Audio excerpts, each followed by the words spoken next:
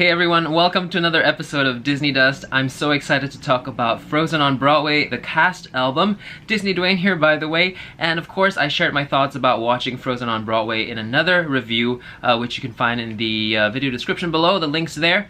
However, I felt that this production was, I don't know, I'd say 3 times better than what I felt about Frozen on Broadway, just because this album was so immaculately and so well done. So let's get into some details. It was amazing because these harmonies that came together, you know, the choir, they're really strong in this musical, and they're very, very well blended. And Hunchback of Notre Dame, as you know, if you didn't already know, is my favorite musical of all time.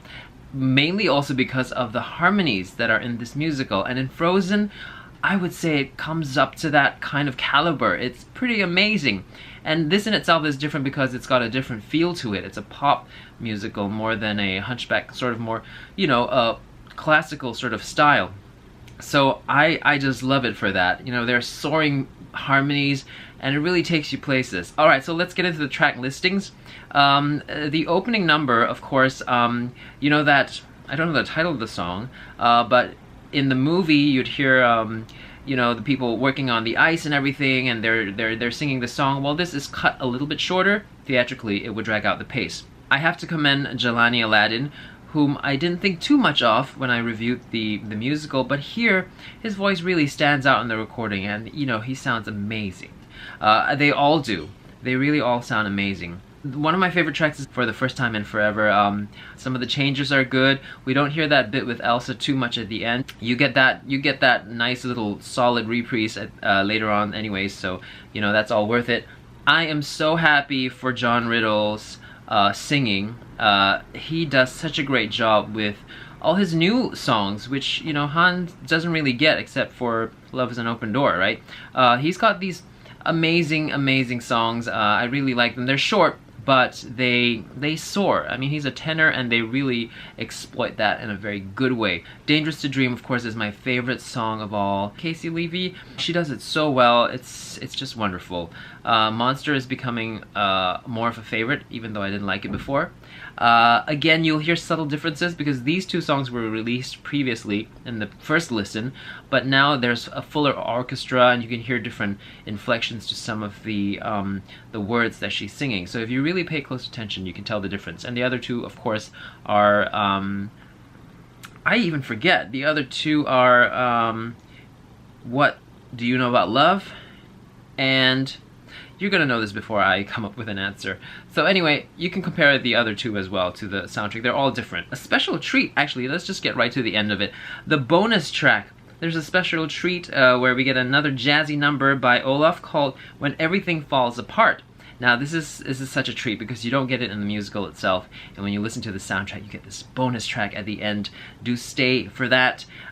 Listen all through, don't just turn it off after the finale.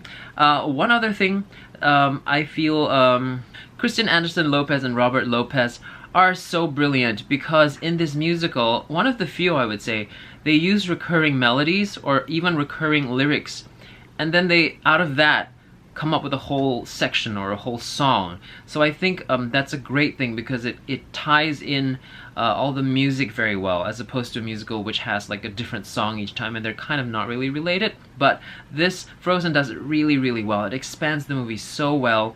It makes it such a mature version of the movie. You can't help but give it that credit, you know?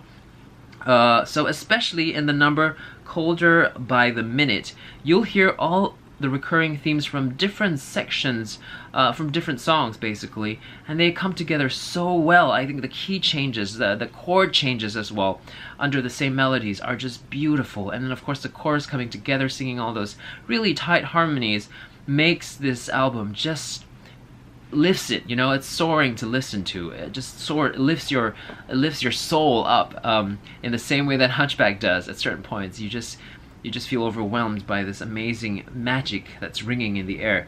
So that's all I have to say about it. I really think this is something I'm going to put on repeat quite a bit. You know, there are people that have the stigma about Frozen, and I think the people who don't really like it because it's, you know, it's so cheesy and like, should re-listen to this And maybe with these new songs and added orchestrations and harmonies and such, it might give you a whole different perspective into possibly, opening yourself up to liking Frozen if you didn't like it before. So that's my verdict. I would give this album, I don't know what I gave Hunchback, but I would give this album a 9.5 out of 10. I recommend it. Alright, anyway, I hope you enjoyed this episode of Disney Dust. DisneyDwayne here. Don't forget to subscribe and don't forget to check out my other videos. We also have a website which organizes everything on this YouTube channel, and I think the website is webs.disneydwayne.com.